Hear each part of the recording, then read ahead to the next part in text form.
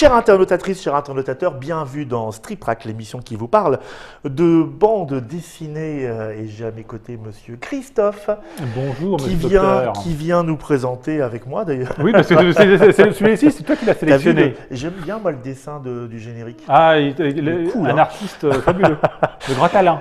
On vous présente aujourd'hui Période glaciaire de Nicolas de Crécy, édité chez le Louvre, le musée du Louvre et les éditions Futuropolis. On vient d'en parler d'un album qui répondait aux mêmes exigences dans la précédente Strip Track, qui était l'ouvrage de Taiyu Matsumoto. Et cette fois, c'est Nicolas de Crécy. Tout à fait. Alors, donc on va juste expliquer le concept pour ceux qui n'ont pas vu l'autre vidéo. Ça. Donc il s'agit de donner une carte blanche à un auteur de bande dessinée. Français, européen, asiatique, enfin d'où on veut, concerne une carte blanche, ils font un album à un moment où le Louvre est un des personnages, quelque part, de la bande dessinée, et c'est une carte blanche complète. Donc cette fois-ci, nous avons Nicolas de Crécy, qui est monsieur. Voilà, un grand monsieur qui se fait rare parfois d'ailleurs. Oui, parce que parfois il est dans l'animation. C'est ça, voilà. Et puis il s'engueule avec les triplettes de Belleville. Voilà. et là, il nous fait un conte, encore aussi quelque chose d'assez onirique, dans un futur apocalyptique. Ouais. Où la Terre entière, manifestement, en tout cas le continent, est couvert par la neige. Voilà, et il y a un train mystérieux. Non, c'est pas ça, c'est pas ça, c'est pas ça. Oui. Et effectivement, nous avons une expédition. Oui, une expédition pas polaire donc, mais presque. En tout cas, voilà, ils vont calquer sur les expéditions polaires. Ils vont explorer pour retrouver. Je ne sais plus qu'est-ce qu'ils cherchent exactement. Ils cherchent la civilisation. Ils cherchent l'ancienne civilisation qui a disparu et ils vont se retrouver à Paris, mais ils ne savent pas que ça s'appelle comme ça, au-dessus du Louvre. Voilà. Et c'est là que le Louvre va à nouveau intervenir. Et ça va partir dans un délire quasiment cosmique. Complètement. Sachant que le héros n'est pas vraiment humain. Non, pas vraiment du tout, puisque c'est un croisement. C'est un chien-cochon. C'est un chien-cochon. Génétiquement modifié, voilà. Qui a un pouvoir absolument génial. Il est capable de sentir les strates historiques. Voilà. C'est ça. Et il philosophe beaucoup. Oh là, énormément. Voilà. Il parle, hein. Évidemment, il parle. Et alors, c'est drôle, dès le départ, on commence à avoir vraiment le décalage, puisqu'évidemment, ils n'ont plus aucune trace des anciennes civilisations. Donc, ils retrouvent des éléments. Hein, les chiens-cochons. Les chiens-cochons, bah oui, parce que c'est une race qui a été développée justement pour les aider à l'exploration, à l'archéologie. Et chaque fois qu'ils trouvent quelque chose alors on veut dire, c'est de notre époque, ouais. Ils essayent de deviner de quoi il s'agit. Et là, on a... C'est assez magique en termes de dialogue, parce qu'effectivement, ils sont complètement à côté de la plaque. Là, ils viennent de découvrir Rungis. Voilà. Et donc, ils pensent que c'est une architecture religieuse. Voilà. Avec les graffitis de l'époque. Et ils essayent de reconstituer ce qu'a pu être cette civilisation complètement oubliée. Ils s'engueulent en plus entre humains et cochons.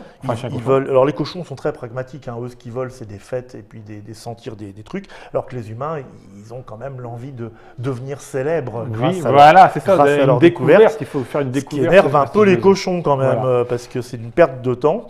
Et donc, d'ailleurs, c'est dans un moment où il se barre parce qu'il n'est pas content.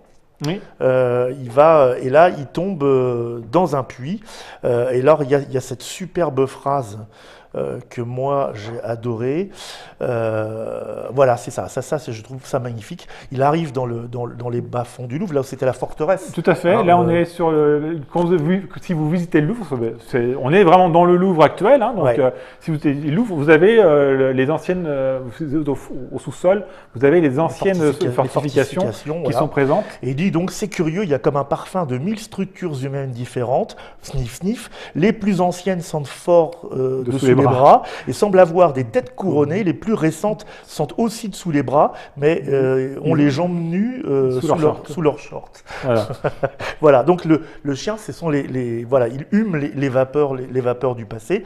Donc il tombe devant la maquette de la forteresse. Du Louvre au château, en se demandant ce que ça peut bien être. Les autres, ils vont vivre des aventures. Parce que évidemment, le Louvre, je ne sais pas si ça se réchauffe, mais il y a des bouts qui sortent. Voilà. Et puis, ils rentrent à l'intérieur. Et là, contrairement à Taiyo Matsumoto.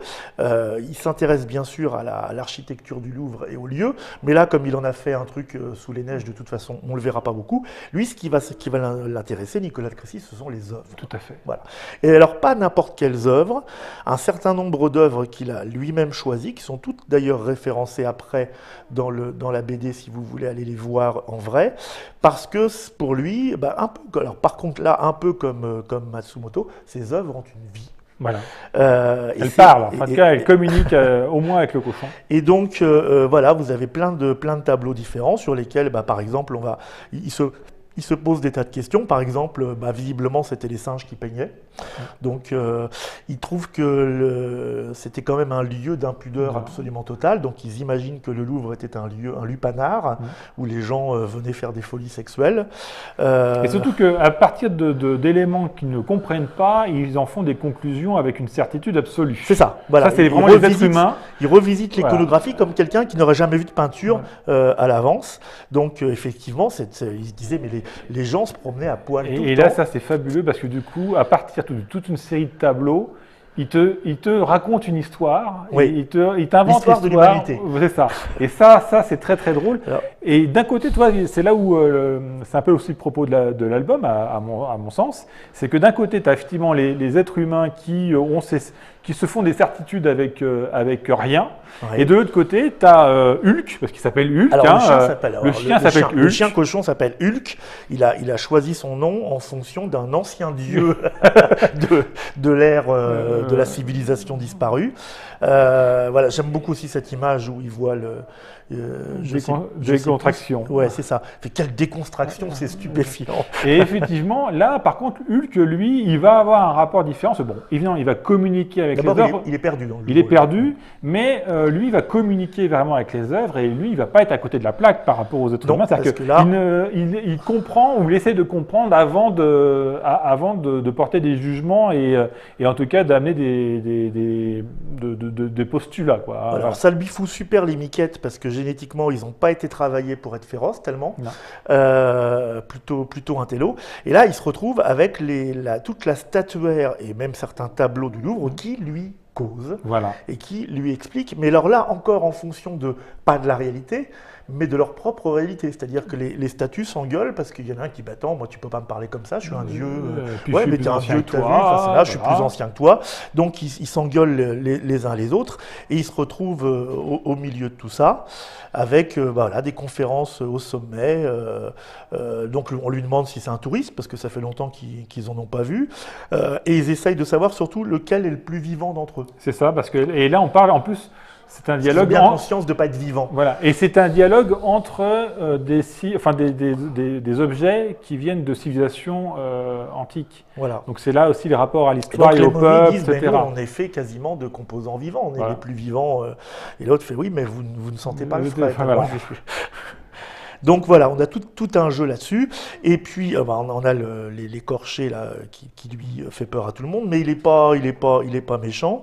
L'autre qui lui raconte qu'on a 3000 ans d'histoire devant lui. Et puis il reste un guide qui est resté là congelé. Et donc voilà. Donc je vous raconte pas tout à fait la fin. Mais c'est un très beau conte justement sur les origines, sur les civilisations, sur le rapport à. Alors il a même mis cette petite histoire qui est expliquée ici sur les œuvres du Louvre pendant la guerre qui ont été planquées dans un château. Qui ont été sortis du Louvre pour être protégés pendant la débâcle. Qui est donc une histoire vraie là pour le coup, donc il mélange des faits réels. Et puis on retrouve toute la virtuosité de Nicolas de Crécy, qui est vraiment imparable. Ça c'est par contre en un seul volume, et donc voilà. Sous un format classique, 66 planches, etc. Donc, ils ont tous des formats différents quasiment. Oui, clairement, c'est une carte blanche. Donc l'auteur, il veut faire 120 pages, il fait 120 pages, il veut en faire 60, il en fait 60. Voilà. Donc Période glaciaire de Nicolas de Crécy.